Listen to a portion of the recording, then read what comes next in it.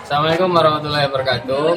Perkenalkan, kami dari kelompok 7 kelas DPPD. Saya Juan Jan, NRP 177005. Saya Nabila Nuhinjai, NRP 170041. Saya Nita Marwati, NRP 170005. Saya Wahyu Wisnuwardana, NRP 0104.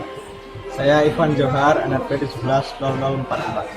Di video kali ini kami akan menampilkan tentang user research. Jadi kami mendapatkan beberapa pertanyaan dari slide pertemuan 5 dan kami akan menjawabnya semua di sini. Dan selamat menyaksikan. Ya. Jadi yang pertama saya akan menjelaskan mengapa menggali kebutuhan itu adalah hal yang penting. Kenapa harus dilakukan? Jadi menurut buku UX for Beginners, menggali kebutuhan atau requirement itu merupakan hal yang penting karena yang pertama, requirement mencegah desainer mengenai suatu masalah. Jadi membuat requirement itu memperkecil risiko bagi desainer dalam mendapatkan masalah-masalah tertentu. Nah, hal ini dapat dilakukan dengan cara mengumpulkan masalah yang bisa diselesaikan, hal-hal yang tidak bisa diubah, atau hal yang teknis yang harus dimasukkan pada saat sebelum memulai mendesain. Kemudian yang kedua itu requirement atau kebutuhan ini menjadi sebagai acuan dalam memastikan bahwa apa yang dibuat oleh desainer sudah sesuai dengan apa yang dibutuhkan dan diinginkan oleh perusahaan atau user. Kemudian terdapat dua goals yang harus diketahui saat menggali kebutuhan agar menyelesaikan suatu masalah saat mendesain. Jadi yang pertama itu adalah user goals, yang kedua adalah business goals. Jadi yang pertama user goals ini adalah goals yang didefinisikan oleh user. Jadi tujuannya user dalam menggunakan aplikasi itu apa. Kemudian yang kedua itu adalah business goals. Jadi apa capaian dan tujuannya perusahaan itu saat adanya aplikasi itu dan bagaimana desainnya. Jadi kedua tipe goal ini harus sama-sama selaras ketika ingin mencoba menyelesaikan masalah dalam desain pengguna. Selanjutnya adalah bagaimana cara merekrut partisipan yang representatif terhadap persona. Kemudian bagaimana jika tidak menemukan yang sama persis dengan persona.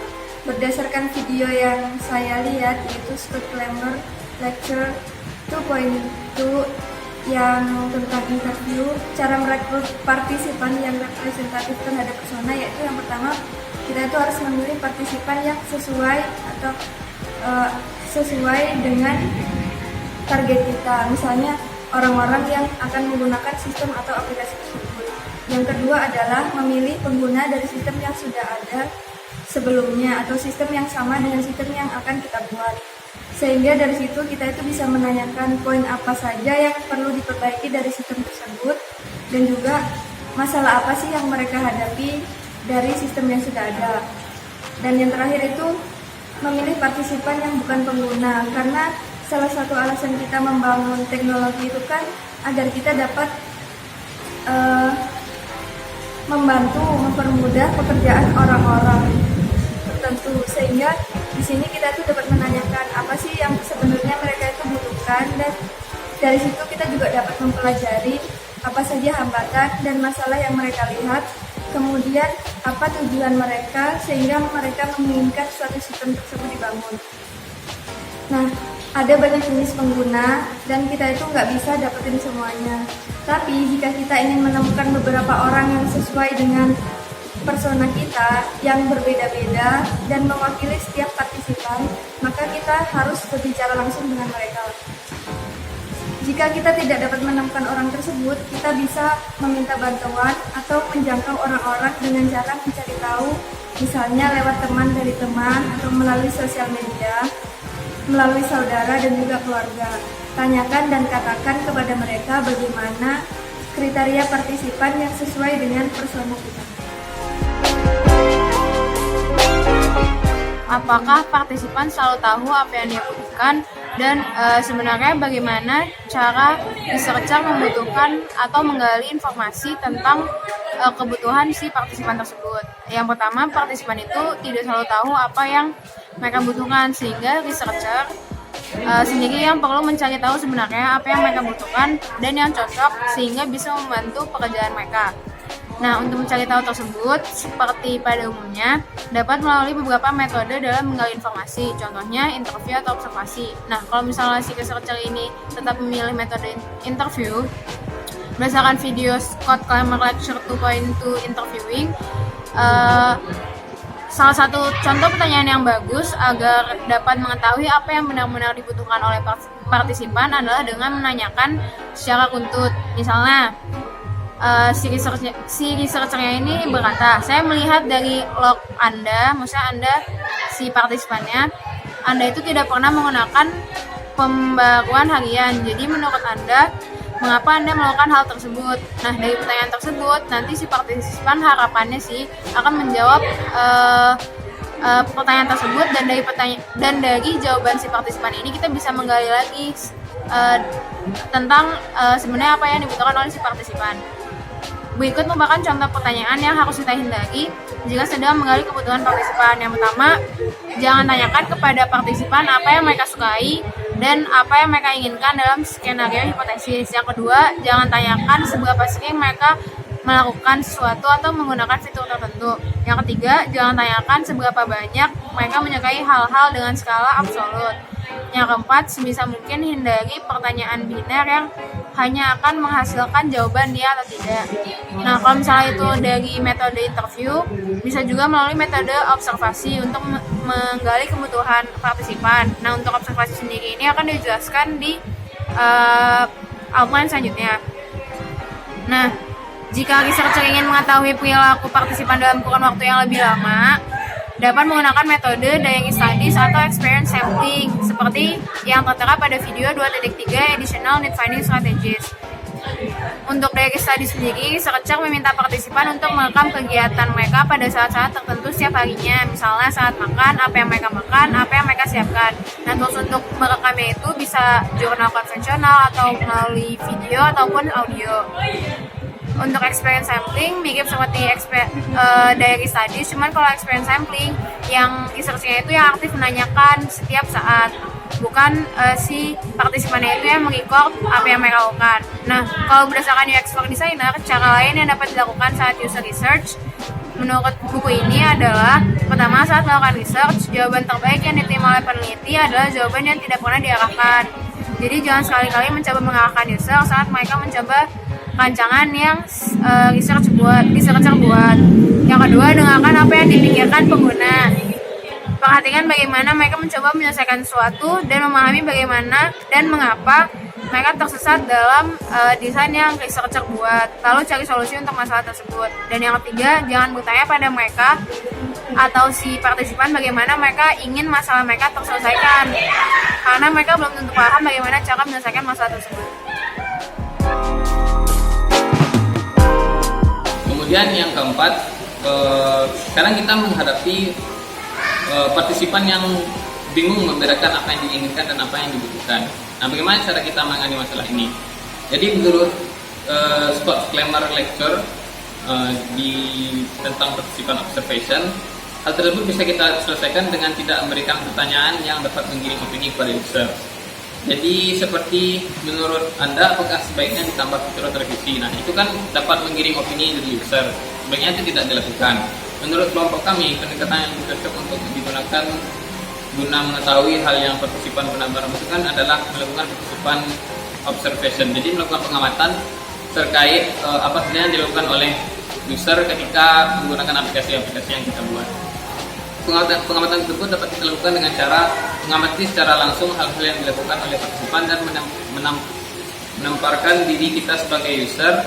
Dan itu ketika melakukan interview atau memberikan pertanyaan kepada user, kita tidak boleh menggunakan pertanyaan yang dapat menggiring opini user tadi. Nah, sehingga kita menemukan solusi dan memaksa user untuk setuju dengan solusi yang kita berikan. Nah, itu adalah kenapa kita tidak boleh melakukan menggiring opini user, karena itu dapat memaksa dia memberikan solusi yang sebenarnya kita tidak butuh solusi tersebut. Selanjutnya, saya akan mencoba menjawab pertanyaan tentang apa yang bisa kita dapatkan dengan observasi, bagaimana cara efektif untuk melakukannya, apa saja yang harus dihindari, dan pada kondisi apa teknik observasi ini cocok untuk digunakan. Sebelumnya saya akan menjelaskan salah satu teknik observasi yang bernama participant observation atau pengamatan terlibat. Jadi participant observation ini merupakan salah satu teknik pengamatan yang dilakukan dengan cara mengamati perilaku user secara langsung. Selain mengamati, kita juga melakukan hal dan kegiatan yang sama dengan mereka dan menempatkan diri kita sebagai user. Teknik observasi ini sangat cocok untuk menemukan hal-hal yang sebenarnya user itu butuhkan, bukan hanya hal-hal yang mereka inginkan. Lalu apa saja yang harus dihindari dalam melakukan teknik observasi ini? Hal yang harus kita hindari adalah kita tidak boleh untuk berpikiran secara sempit, sehingga kita harus memperluas pandangan dan pemikiran kita agar bisa selaras dengan user. Sebagai contoh, apabila kita ingin meningkatkan experience untuk para penumpang kendaraan umum, kita tidak boleh hanya menempatkan diri kita saat mereka sedang menaiki kendaraan umum itu saja. Kita juga harus memikirkan hal-hal apa yang menjadi penyebab utama untuk mereka menaiki kendaraan umum ini. Misal, ada salah satu penumpang yang menaiki kendaraan umum untuk membeli oleh-oleh pada keluarganya. Nah, dari kasus tersebut, kita bisa mengetahui nih, jadi untuk meningkatkan experience penumpang kendaraan umum, kita tidak hanya menambahkan fasilitas-fasilitas yang ada di dalam kendaraan umum saja, seperti AC dan lain-lain. Tetapi kita juga harus mengoptimalisasikan rute-rute kendaraan umum tersebut. Misal, untuk kendaraan umum ini kita harus melewati beberapa toko oleh-oleh seperti itu. Jadi interview ini saya dapat referensi dari buku Podface.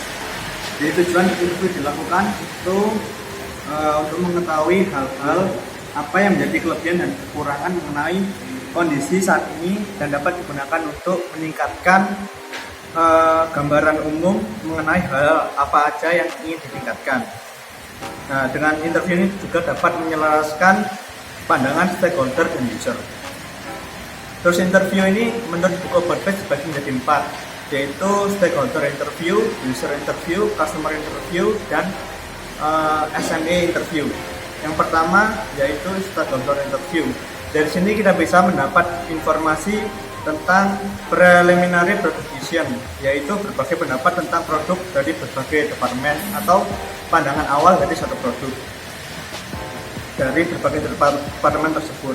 Yang selanjutnya itu tentang budget dan schedule atau jadwal dan budget yang dialokasikan untuk produk kita. Kemudian untuk menentukan scope dari user research, lalu menentukan constraint teknis dan opportunities yang dapat kita dapatkan dari produk kita. Yaitu yang selanjutnya yaitu tentang subject matter expert interview atau SME interview. Dari sini kita bisa mendapatkan informasi terkait produk kita dari perspektif ahli di bidangnya. Yang ketiga yaitu customer interview. Nah, informasi dari customer interview yang ingin kita dapat yaitu kenapa customer ini membeli produk kita. Terus masalah yang membuat customer frustasi dengan solusi yang ditawarkan, proses pengambilan keputusan ketika membeli suatu produk yang sudah kita desain, dan peran customer ketika installing, maintaining, dan manage suatu produk. Yang terakhir, masalah dan kosakata sesuai dengan domain kita. Yang selanjutnya yaitu tentang user interview. Nah, di sini kita bisa mendapat informasi tentang bagaimana produk dapat digunakan untuk membantu kehidupan user sehari-harinya. Yang kedua, memperoleh pengetahuan dan perspektif dari user. Contohnya apa yang perlu diketahui penggunanya untuk menentukan pekerjaannya, untuk membantu melakukan pekerjaan dari user tersebut. Lalu tugas dan kegiatan yang dilakukan saat ini, tujuan dan motivasi user menggunakan produk. Lalu mental model, yaitu bagaimana tugas dan ekspektasi dari user terhadap produk tersebut. Yang terakhir yaitu masalah yang terjadi dengan produk saat ini. Kemudian bagaimana cara melakukan interview yang efektif? Di sini saya mengambil bagian stakeholder interview. Jadi interview yang efektif menurut buku Oxford yaitu melakukan interview satu persatu di ruang yang tertutup atau ruang yang terisolasi. Terus interview itu tidak lebih dari 1 jam dan melakukan pertemuan tindak lanjut setelah interview dilakukan. Berikut ini merupakan hal-hal yang harus dihindari ketika kita melakukan interview. Yang pertama, tidak memberitahu lokasi interview, nanti usernya bingung. Terus yang kedua, memberikan pertanyaan yang tetap. Nah, ini akan membuat subjek yang kita interview menjadi bosan. Kemudian yang ketiga, memberlakukan target interview sebagai ahli. Yang keempat, memberikan pertanyaan yang bertele-tele. Yang kelima, melakukan user sebagai desainer. Yang keenam, melakukan diskusi tentang teknologi. Yang ketujuh, memberikan leading question. Ini maksudnya pertanyaan yang mengarahkan perspektif dari user ke suatu solusi yang kita inginkan atau opini yang kita inginkan. Contohnya yaitu pertanyaan apakah fitur ini membantu Anda. Itu akan mengarahkan user atau objek interview kita ke opini yang kita inginkan. Dan yang terakhir yaitu kondisi yang dilakukan ketika kita melakukan interview. Yang cocok yaitu ketika kita belum memiliki desain produk. Yang kedua, ketika kita masih bingung mengenai proses, hambatan, dan pandangan user terhadap produk kita. Terima kasih telah menyaksikan video kami. Apabila ada salah mohon dimaafkan. Assalamualaikum warahmatullahi wabarakatuh.